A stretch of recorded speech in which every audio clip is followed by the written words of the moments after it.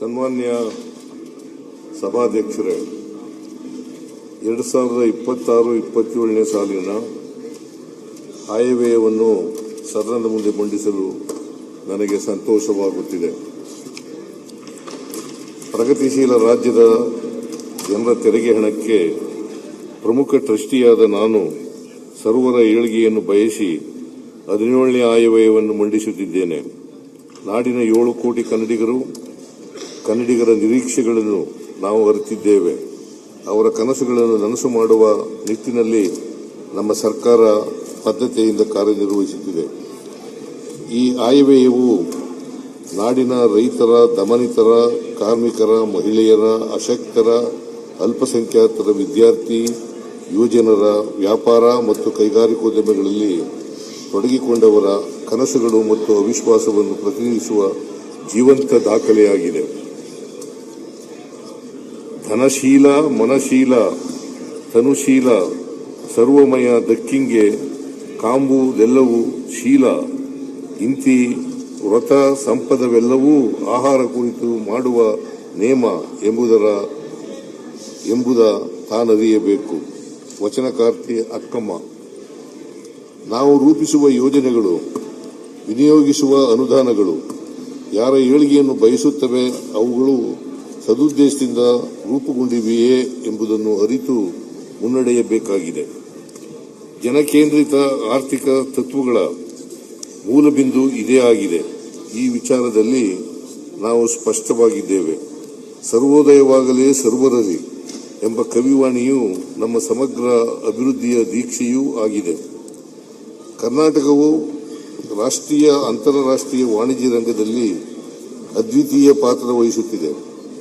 ಕೃತಕ ಬುದ್ಧಿಮತ್ತೆಯ artificial intelligence ಕ್ರಾಂತಿಕಾರಕ ಬೆಳವಣಿಗೆಗಳಿಂದ ಜಾಗತಿಕ ಉತ್ಪಾದನಾ ವಿಧಾನಗಳು ದಿನದಿನಕ್ಕೂ ಬದಲಾಗುತ್ತಿವೆ. ವಿಜ್ಞಾನ ತಂತ್ರಜ್ಞಾನಗಳಲ್ಲಿನ ಹೊಸತನಗಳು ರಾಜ್ಯದ ಸ್ಥಿತಿಗತಿಗಳನ್ನು ನಿರ್ಧರಿಸುವ ನಿರ್ಣಾಯಕ ಸಂಗತಿಗಳಾಗಿವೆ.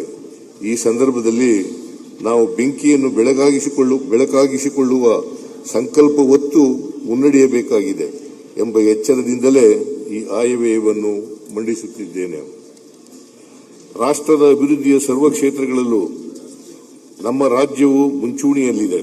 ಅತಿ ಹೆಚ್ಚು ತೆರಿಗೆ ಸಂಪನ್ಮೂಲಗಳನ್ನು ಸಂಗ್ರಹಿಸಿ ಕೊಡುವ ಪ್ರಮುಖ ರಾಜ್ಯವಾಗಿದೆ. ಹೆಚ್ಚು ಹಾಲು ಕೊಡುವ ಹಸು, ಎಮ್ಮೆಗಳಿಗೆ ಹೆಚ್ಚಿನ ಆರೈಕೆಯ ಅಗತ್ಯವೂ ಇರುತ್ತದೆ. ಅವು ಬಡವಾದರೆ ಗೋವಳಿಗನು ಸಂಕಷ್ಟಕ್ಕೆ ಸಿಲುಕುತ್ತಾನೆ ಎಂಬುದು ಭೀಷ್ಮನ ತತ್ವ. ಇದನ್ನು ಅರಿತು ಒಕ್ಕೂಟ ಸರ್ಕಾರವು ರಾಜ್ಯದ ಬೇಡಿಕೆಗಳ ಬಗ್ಗೆ ಸಂವೇದನಾಶೀಲತೆಯಿಂದ ವರ್ತಿಸಬೇಕೆಂದು ಆಗ್ರಹಿಸುತ್ತೇವೆ. ಭಾರತದಂಥ ವೈವಿಧ್ಯಮಯ ಸಂಸ್ಕೃತಿಗಳ ರಾಷ್ಟ್ರವು ಸಹಕಾರಿ ಒಕ್ಕೂಟ ವ್ಯವಸ್ಥೆಯಿಂದ ಮಾತ್ರವೇ ಅಭಿವೃದ್ಧಿ ಸಾಧಿಸಬಹುದಾಗಿದೆ. 2023ರಲ್ಲಿ ನಾವು ಅಧಿಕಾರಕ್ಕೆ ಬಂದ ಕೂಡಲೇ ಸಾರ್ವತ್ರಿಕ ಮೂಲ ಆದಾಯ ಪರಿಕಲ್ಪನೆಗಳಾದ ಗ್ಯಾರಂಟಿ ಯೋಜನೆಗಳ ಮೂಲಕ ಜನರಿಗೆ ಆರ್ಥಿಕ ಸುಭದ್ರತೆ ಮತ್ತು ಸಾಮಾಜಿಕ ಸುಸ್ಥಿರತೆ ಒದಗಿಸುವುದಕ್ಕೆ ಆದ್ಯತೆ ನೀಡಿದೆವು. ಈ ಯೋಜನೆಗಳು ಇಂದು ಕೋಟ್ಯಾಂತರ ಕುಟುಂಬಗಳ ಆರ್ಥಿಕ ಸ್ಥಿತಿಯನ್ನು ಸುಧಾರಿಸಿ ಜನರ ಕೊಂಡುಕೊಳ್ಳುವ ಸಾಮರ್ಥ್ಯವನ್ನು ಹೆಚ್ಚಿಸಿವೆ ಎಂದು ದೇಶ ವಿದೇಶಗಳ ಪ್ರಮುಖ ಅಧ್ಯಯನಗಳು ತೋರಿಸಿಕೊಡುತ್ತವೆ. ಕಲ್ಯಾಣ ಯೋಜನೆಗಳ ಜೊತೆಗೆ ಹೆಚ್ಚಿನ ಬಂಡವಾಳ ಹೂಡಿಕೆ, ಮೂಲಸೌಕರ್ಯ ಅಭಿವೃದ್ಧಿ ಮತ್ತು ದೀರ್ಘಕಾಲೀನ ಆರ್ಥಿಕ ಪರಿವರ್ತನೆಗಳತ್ತಲೂ ಗಮನ ಹರಿಸಿದ್ದೇವೆ. ಮಾನವ ಅಭಿವೃದ್ಧಿಯಲ್ಲಿನ ಹೂಡಿಕೆಯನ್ನು ನಿರ್ಲಕ್ಷಿಸಿದ ಆರ್ಥಿಕ ಅಭಿವೃದ್ಧಿಯ ಅಸ್ಥಿರ ಮಾತ್ರವಲ್ಲ, ಅನೈತಿಕವಾದುದು ಎಂಬ ಅಮರ್ತ್ಯ ಸೇನ್ ಅವರ ಪ್ರಮೇಯವನ್ನು ಅರಿತು ಜನಕಲ್ಯಾಣದ ಯೋಜನೆಗಳಿಗಾಗಿ ಹೂಡಿಕೆ ಮಾಡುತ್ತಿದ್ದೇವೆ. ನಾವು ಕರ್ನಾಟಕದ್ದೇ ಆದ ಸಶಕ್ತ ಹಾಗೂ ಸುಸ್ಥಿರ ಅಭಿವೃದ್ಧಿ ಮಾದರಿಗಳನ್ನು ರೂಪಿಸುತ್ತಿದ್ದೇವೆ. ಅವುಗಳನ್ನು 11G ಮಾದರಿ ಆರ್ಥಿಕೆಗಳೆಂದು ವ್ಯಾಖ್ಯಾನಿಸಲಾಗುತ್ತಿದೆ. ಗ್ಯಾರಂಟಿ ಎಕಾನಮಿ ಅಂದರೆ ಕಲ್ಯಾಣ ಹಾಗೂ ಲಿಂಗ ಸಮಾನತೆಯ ಹಾದಿಯತ್ತ ಕರ್ನಾಟಕ. ಗುಡ್ ಪಬ್ಲಿಕ್ ಎಜುಕೇಷನ್, ಸರ್ವರ ಏಳಿಗೆ ಬಯಸುವ ಸಮರ್ಥ ಸಾರ್ವಜನಿಕ ಶಿಕ್ಷಣ. ಗುಡ್ ಹೆಲ್ತ್ ಟು ಆಲ್, ಸಮಗ್ರ ಆರೋಗ್ಯ. ಸದೃಢ ಕರ್ನಾಟಕ. ಗ್ರಾಸ್ ರೂಟ್ ಎಕಾನಮಿ, ಕೃಷಿ, ಗ್ರಾಮೀಣಾಭಿವೃದ್ಧಿ ಮತ್ತು ಕಾರ್ಯಕ್ರಮಗಳು, ಗುಡ್ ಗವರ್ನೆನ್ಸ್, ಜನಸ್ನೇಹಿ ಆಡಳಿತ, ಗಿಗ್ ಎಕಾನಮಿ, ಕಾರ್ಮಿಕ ಕಲ್ಯಾಣ ಕಾರ್ಯಕ್ರಮಗಳು, ಜಿಯೋಗ್ರಾಫಿಕಲ್ ಈಕ್ವಾಲಿಟಿ, ಪ್ರಾದೇಶಿಕ ಅಸಮಾನತೆಯ ನಿವಾರಣೆ, ಗ್ಲೋಬಲ್ ಟ್ರೇಡ್ ಎಕಾನಮಿ ಅಥವಾ ವ್ಯಾಪಾರ ಮತ್ತು ಕೈಗಾರಿಕೆ ವೃದ್ಧಿ.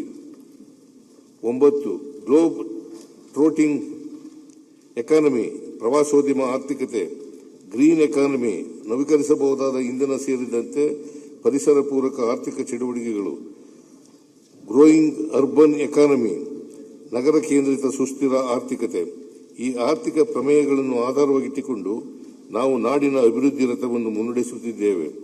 ಈ ಪ್ರಮೇಯಗಳು ಹೇಗೆ ಕರ್ನಾಟಕದ್ದೇ ಆದ ಅಭಿವೃದ್ಧಿ ಮಾದರಿಯನ್ನು ವ್ಯಾಖ್ಯಾನಿಸುತ್ತವೆ ಎಂಬುದನ್ನು ಆಯವ್ಯಯದ ಇಲಾಖಾವಾರು ಖಂಡಿಕೆಗಳಲ್ಲಿ ಗಮನಿಸಬಹುದಾಗಿದೆ. ಕರ್ನಾಟಕದ 45ಕ್ಕೂ ಹೆಚ್ಚಿನ ಉತ್ಪನ್ನಗಳಿಗೆ ಜಿಐ ಮಾನ್ಯತೆಗಳು ದೊರೆತಿವೆ.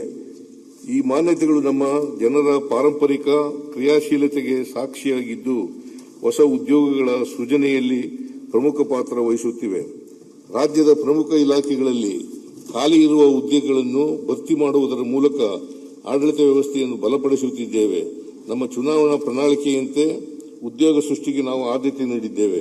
ಈ ವರ್ಷ 56,432 ಹುದ್ದೆಗಳನ್ನು ಭರ್ತಿ ಮಾಡುವ ಪ್ರಕ್ರಿಯೆಗೆ ಚಾಲನೆ ನೀಡಿದ್ದೇವೆ.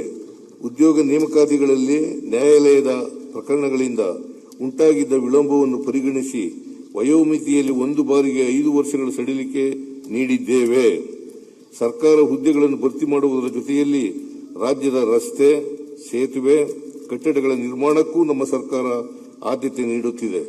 ಇಲಾಖಾವಾರು ನೀಡುವ ಅನುದಾನಗಳನ್ನು ಹೊರತುಪಡಿಸಿ ಕಳೆದ ವರ್ಷ ರಸ್ತೆ ಮತ್ತು ಮೂಲಸೌಕರ್ಯ ಅಭಿವೃದ್ಧಿಗಾಗಿ ಮುಖ್ಯಮಂತ್ರಿ ಮೂಲಸೌಕರ್ಯ ಅಭಿವೃದ್ಧಿ ಕಾರ್ಯಕ್ರಮವನ್ನು ಜಾರಿಗೊಳಿಸಿ 8,600 ಕೋಟಿ ರೂಗಳ ಕಾಮಗಾರಿಗಳನ್ನು ತೆಗೆದುಕೊಳ್ಳಲಾಗಿದೆ.